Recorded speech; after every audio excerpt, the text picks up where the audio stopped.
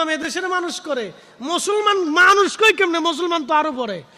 আপনি চলে যান তো ইউরোপে, ওরা খাবারের আগে মদ খায়, খাবারের ভিতরে মদ খায়, খাবারের পরে মদ খায়, ওদের নারীরা হাফ প্যান্ট পরে রাস্তা দিয়ে আড়ে।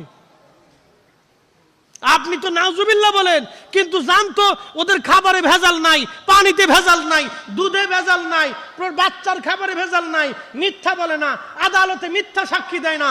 আর আমাদের বাংলাদেশে মামলা শুরু হয় মিথ্যা দিয়ে। কি আসতে কোন কেন জোরে বলে? মামলা 100% মামলা এদেশে হলে 99টা মিথ্যা মামলা হয়।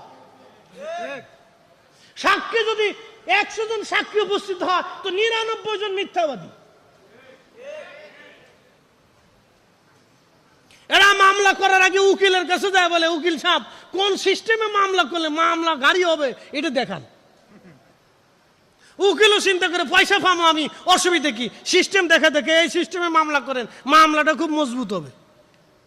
ইস বাঙালি আবার এসে নামাজে সেজদার মধ্যে মাফ করে দে আল্লাহ। শয়তানে হাসার কয় তোর মতো সিটার আবার কেডা আছে রে? মিথ্যা মামলা দিয়ে এসে আবার সিটারি করিস, মিথ্যা সাক্ষ্য দিয়ে আল্লাহর কাছে মাফ। শয়তান কোথাকার! শয়তান চিন্তা করে আমি বাংলাদেশে আসলাম কে?